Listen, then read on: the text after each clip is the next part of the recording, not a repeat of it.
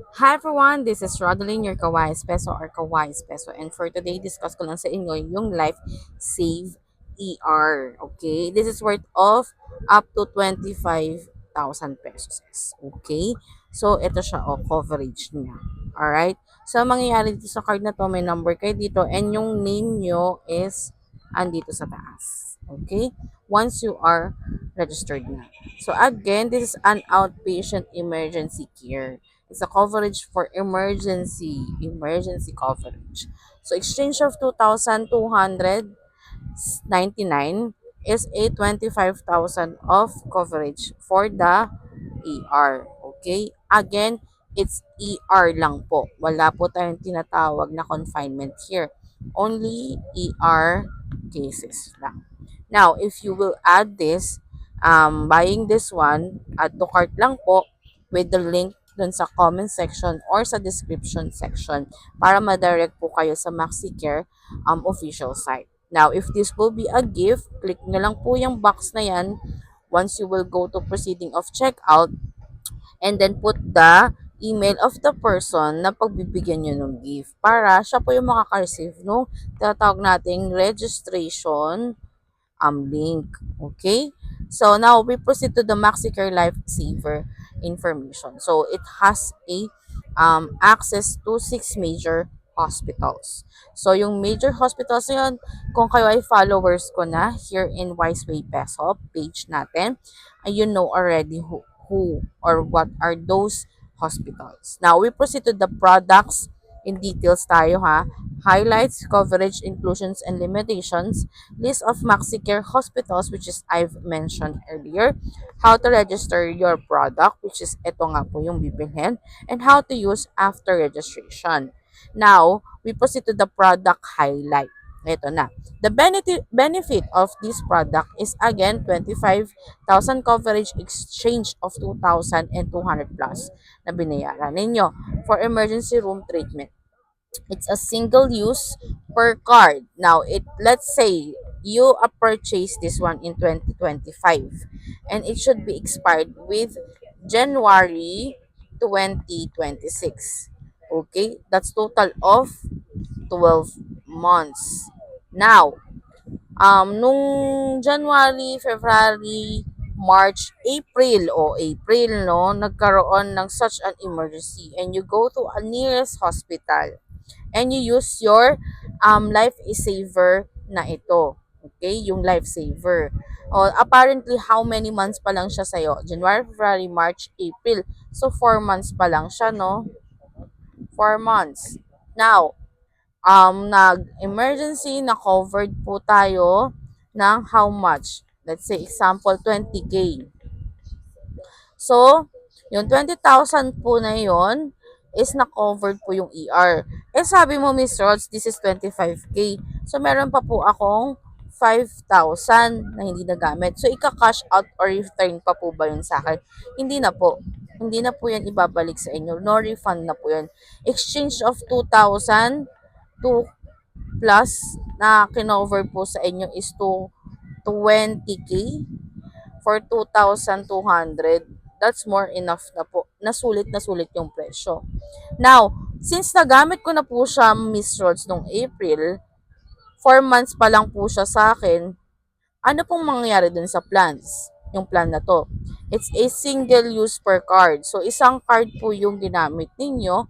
And then, the remaining months is hindi na po kayo covered. Kaya kailangan nyo na pong bumili ng another life saver plus buying another one na. And then it will roll over again back to the date na bumili po kayo. So, halimbawa, bumili siya ulit. April din po. After 15 days po, importante, after 15 days, tsaka lang po kayo bumili ng another kasi or para po yung tatawag nating lookout period. Okay? Pagpahinga.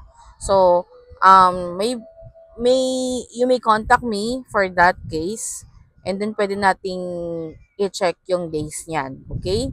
Now, April, after niyan, bumili po siya ng halimbawa, May, ng another life saver And okay lang po yun. That's okay lang po. Okay? Kasi one time per use lang po ang plan. Okay? So, if you understand or may question, let me know. Now, ito yung sinasabing multi-cards in a year. So, di ba nagamit niya na yung first card niya. Ito na yung second card niya. Kasi bumili siya. And then, o halimbawa, let's imagine, di ba?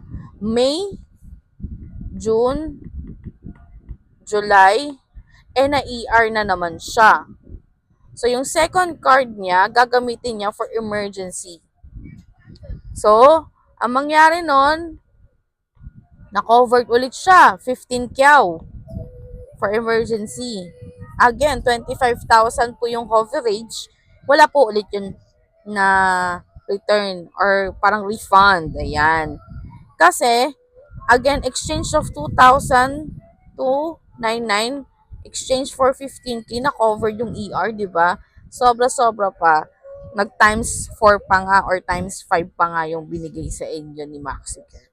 Now, bumili ulit siya ng August for third card niya na this year ng Lifesaver ulit. Okay?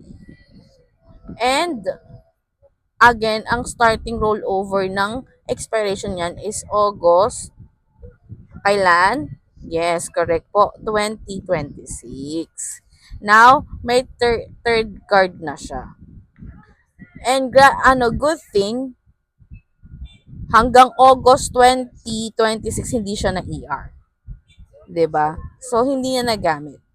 Pero, security-wise, nung last few months, sabihin na natin total of the payment na gawa niya, it's more than pa na binalik sa kanila. So that's the reason why sinasabi you can multiple cards in a year. Okay? Alright. Hope you understand that at hindi tayo nalito, no? Let's discuss it with me in Viber or WhatsApp or in this comment section if you have questions, okay? So, eligible for age 15 days na baby hanggang 65 years old na senior citizen. Only po okay, life insurance with accidental death, dismemberment, and disablement up to how much? 50,000. So, may life insurance pa siya.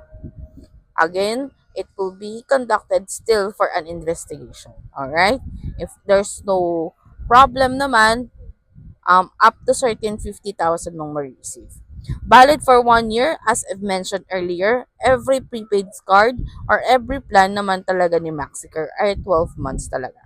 No preliminary check-ups and paperwork needed. Ibig po sabihin, tinatawag po natin dito is approved na po, no health concern conditions. If you have a tatawag nating continuous checkups to the other HMOs or yung wala ka namang HMOs before, but may monitoring, health monitoring na tayo, may diagnose tayo, let me know po.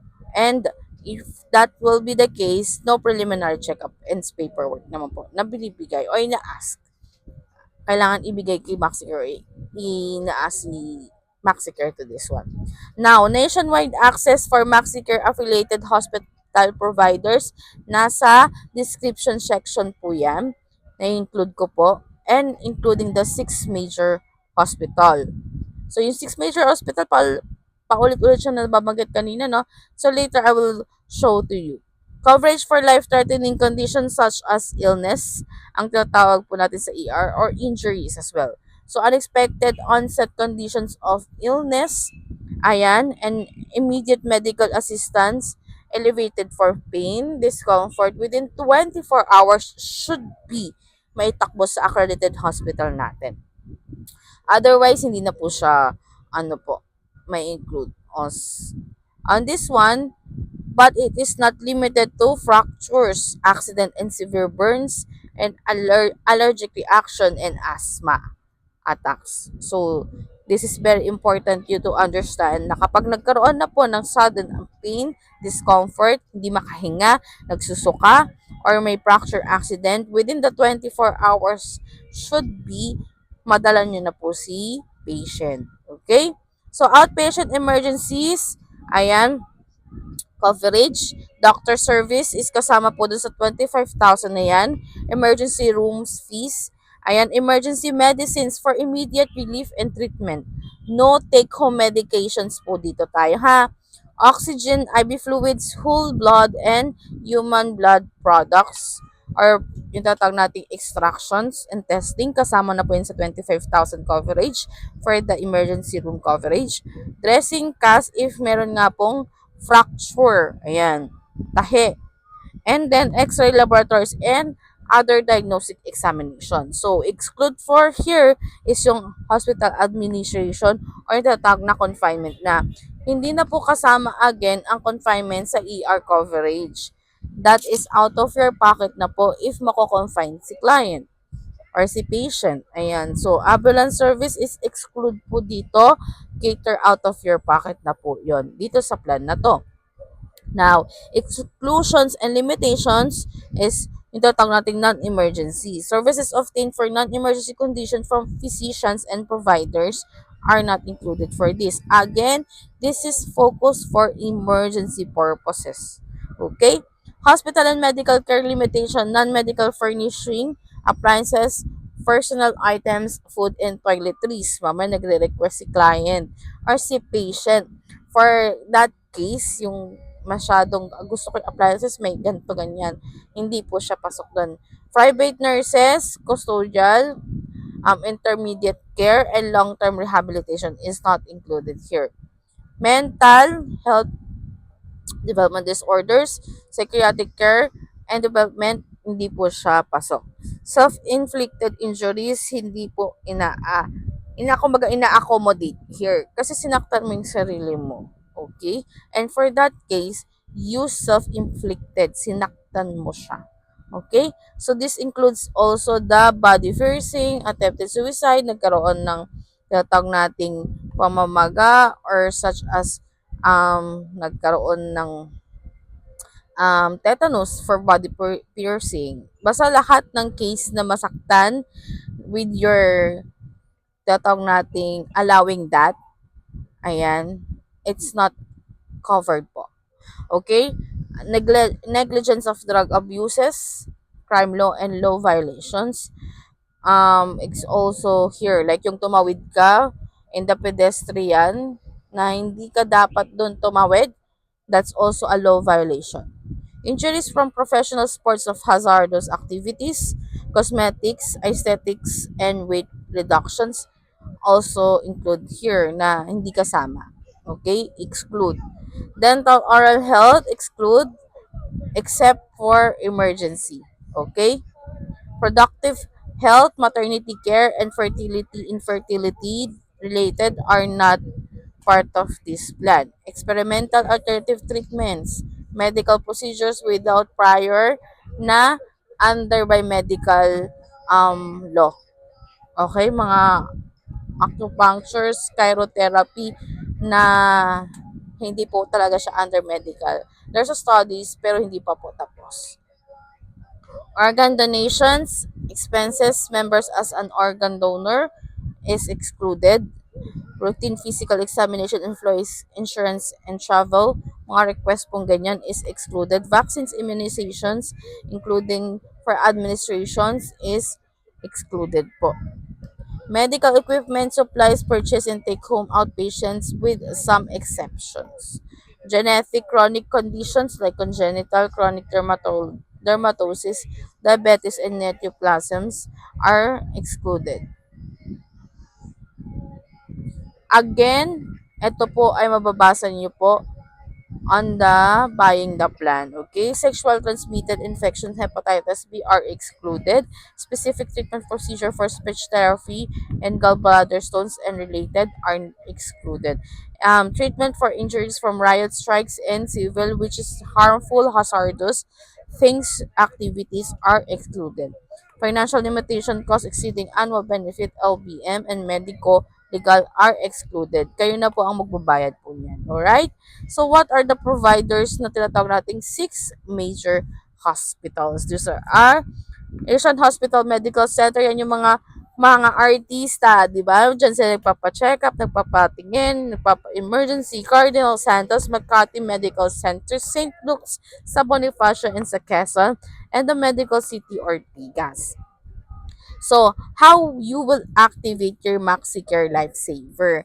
So, this one, i-include ko na dito, but still, I will push a post for this in a separate video.